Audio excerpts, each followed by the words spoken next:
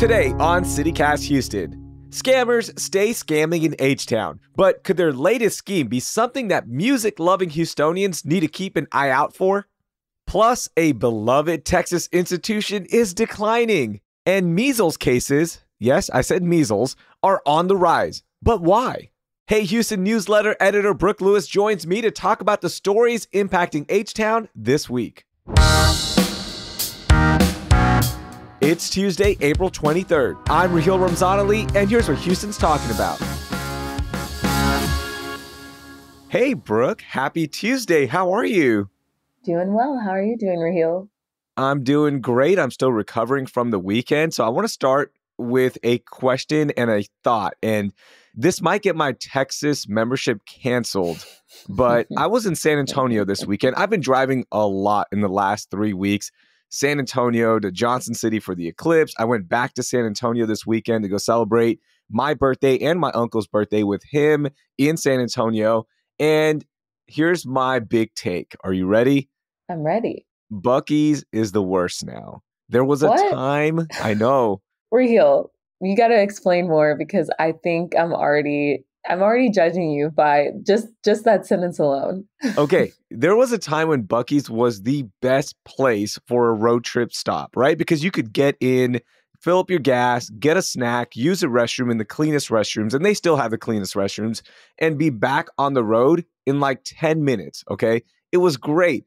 And now Buc-ees is the worst because it takes just 10 minutes to get a spot to fill up your gas or find parking, which is another 10 minutes, it seems like. When you get inside the store, it's fine. They move really fast. They have a lot of checkouts. They have a lot of options, which is great. But it just takes forever to get in and out now. Like it's a 30-minute pit stop.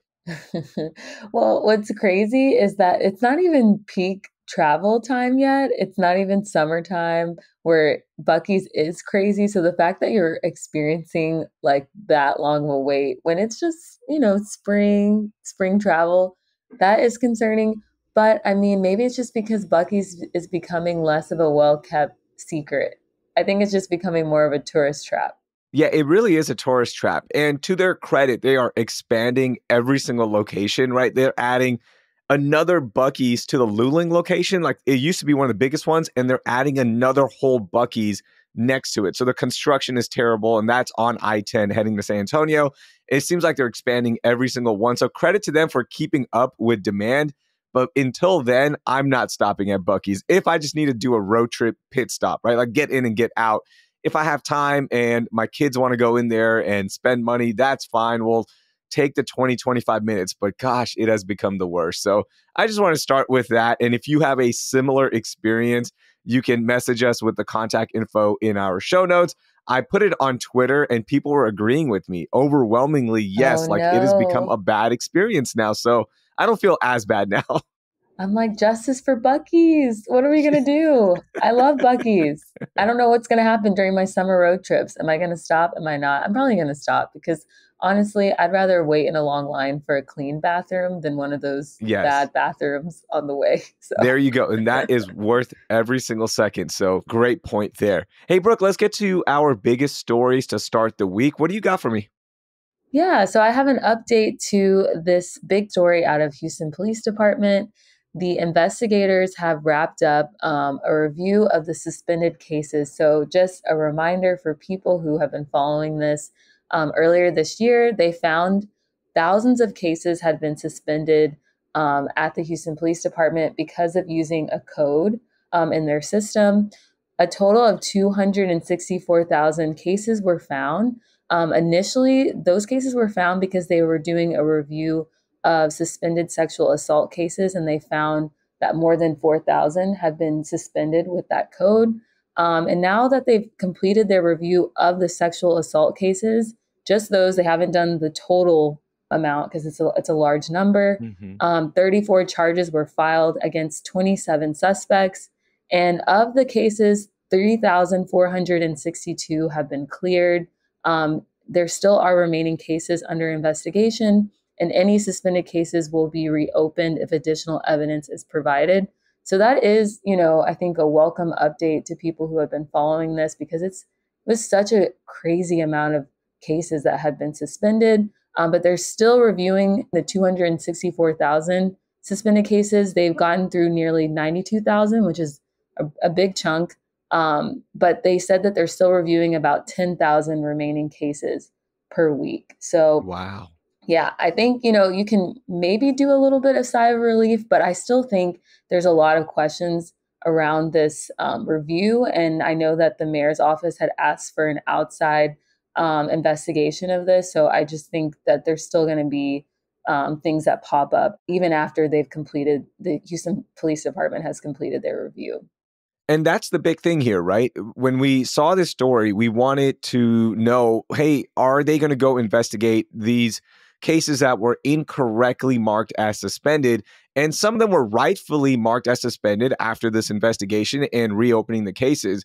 But the ones that were found to have sufficient evidence or charges were going to be brought to them, like that's good that 34 charges were filed against 27 suspects during the review, because that's what you want. You want justice, right?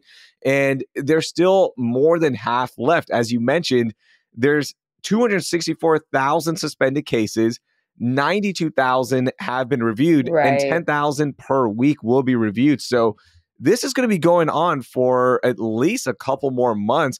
And hopefully each case is reviewed correctly and we find if justice is necessary to be served, it is served.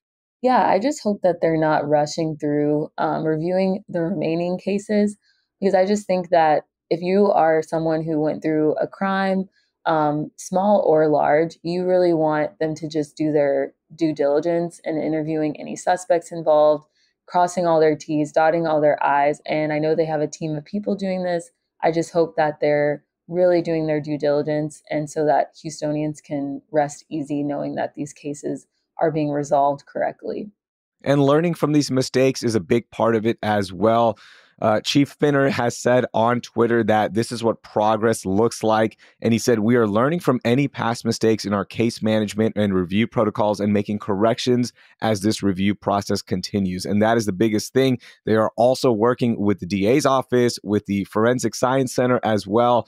They're having more meetings with them. And that's the biggest thing. Everyone needs to work together to make sure each case is reviewed correctly and justice is served where necessary. Okay, Brooke, I'm going to get to my biggest story of the week.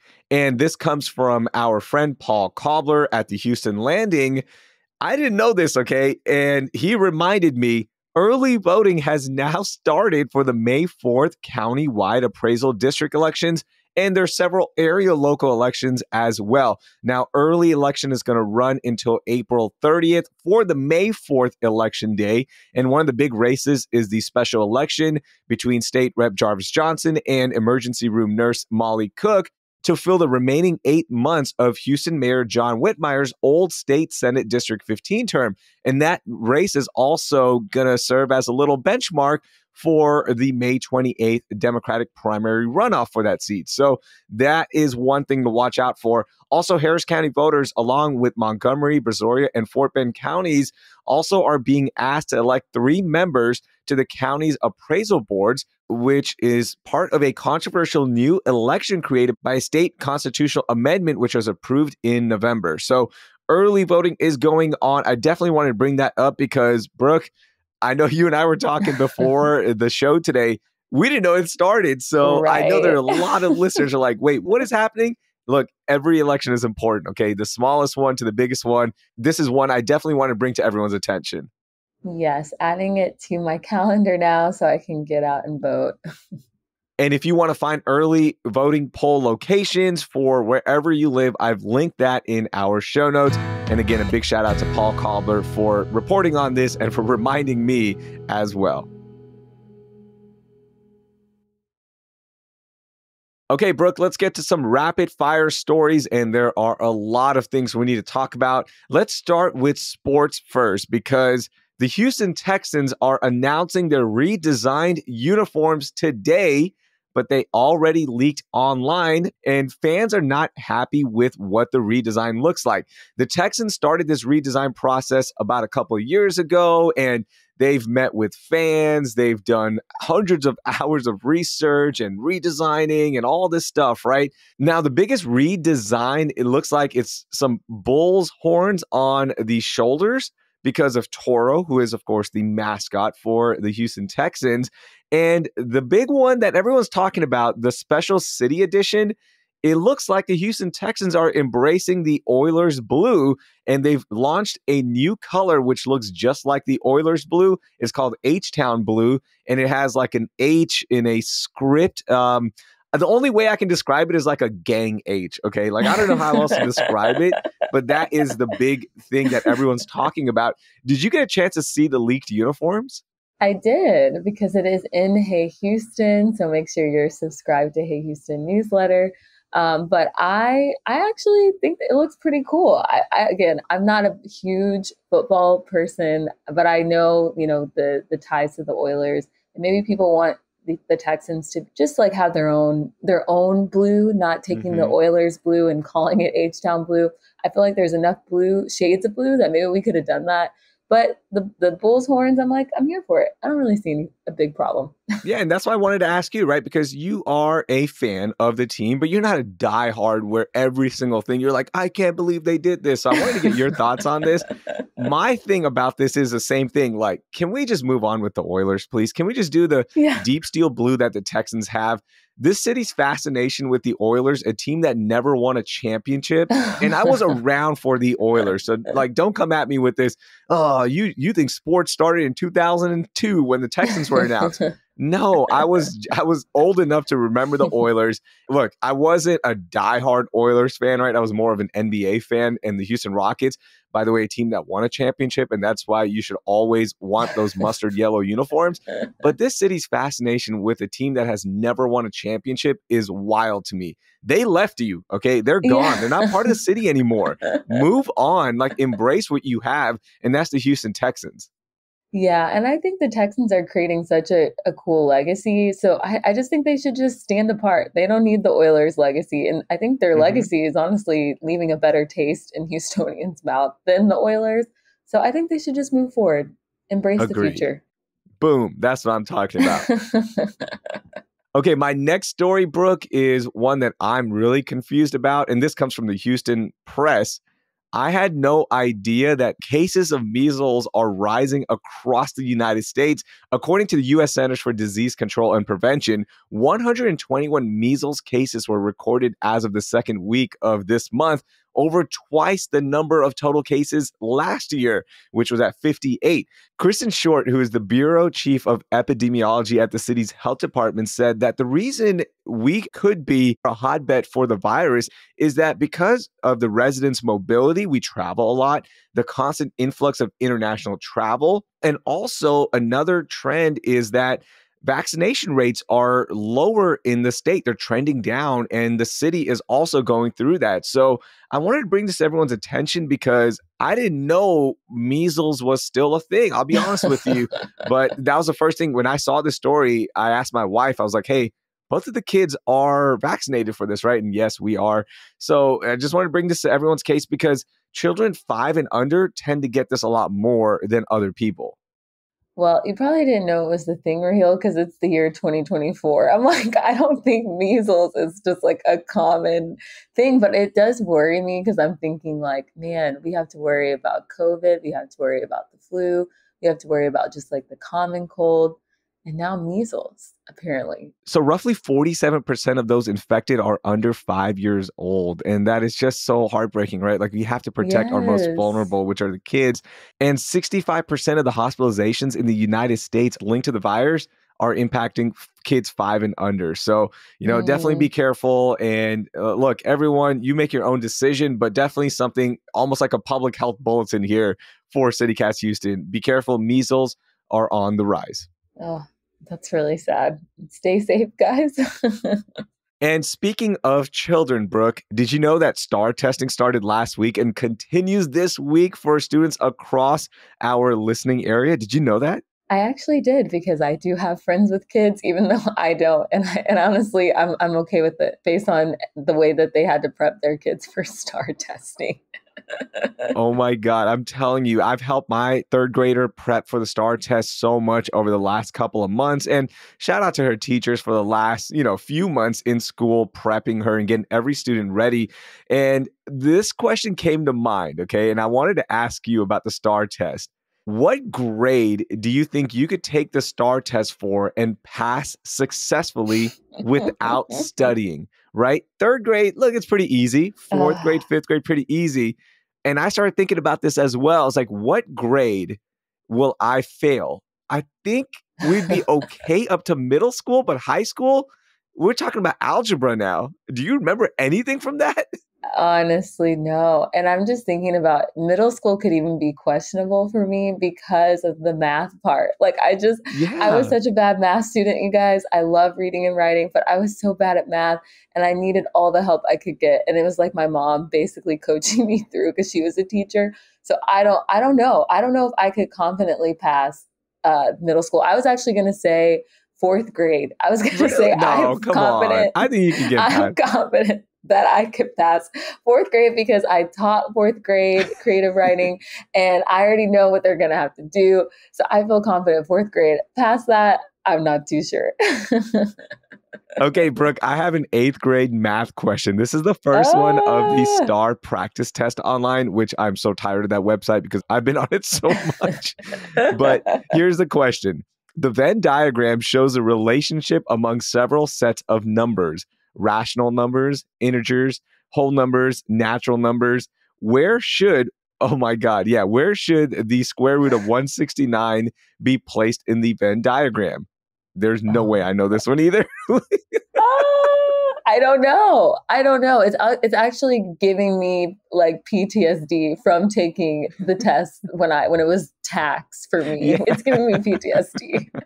So let us know which grade level you could pass in the STAR test with the info in our show notes. Contact us or message us on Instagram. I just wanted to bring that one to the table because you and I are so in trouble with the math part. But I think we would dominate reading Yeah. and writing. Oh yeah, we would kill it. We would kill Yeah, it. that's our joint. Okay, Brooke, it's time for Only in H-Town, stories that are so wacky, so unique that they can only happen right here in H-Town because we hold it down. What do you got for us? So I'm sure, as some of you heard last week, there was a person that was impersonating a cop doing a traffic stop. This week we have more people pretending to be Oh cops no. through the Fort Bend County Sheriff's Office. So they are warning residents of a new federal jury duty scam where callers are impersonating cops and they're basically calling Fort Bend residents and asking them for money to avoid an arrest.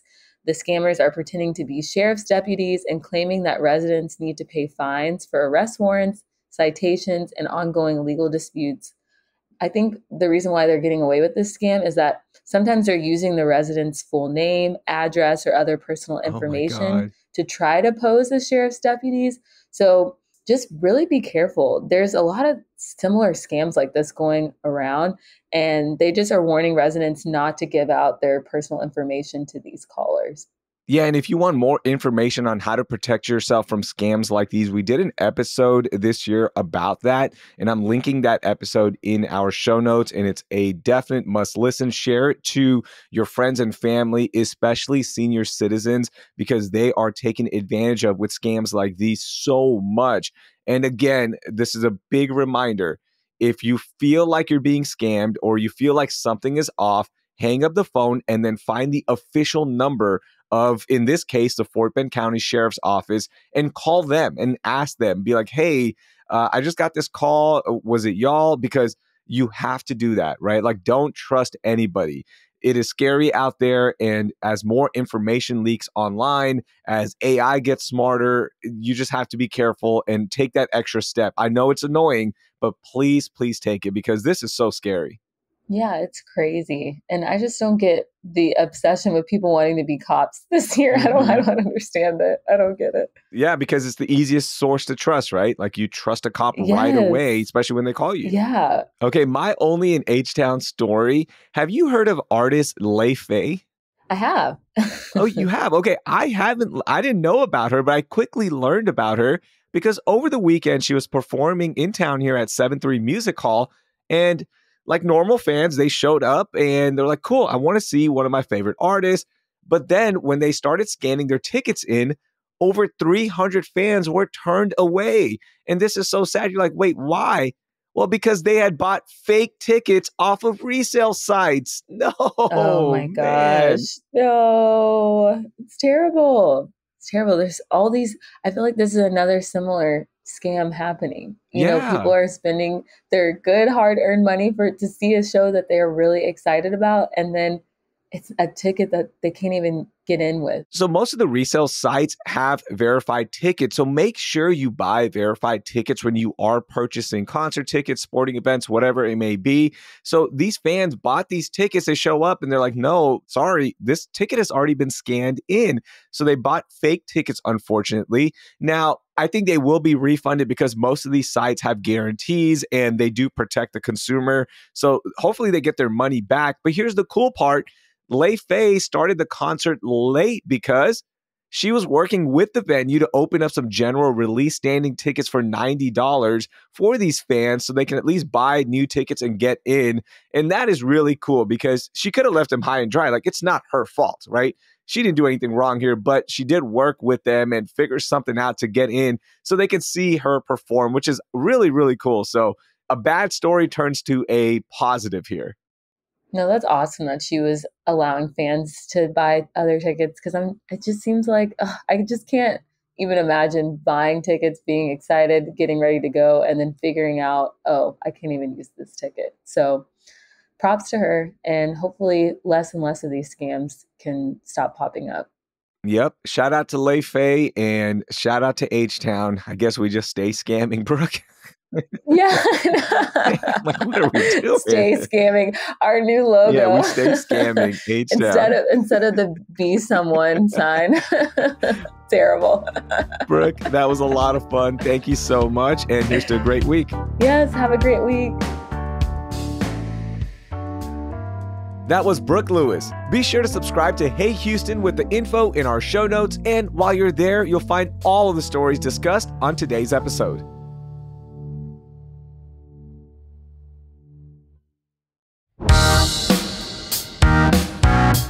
That will do it for today. Thank you for listening, and I hope you learned something new.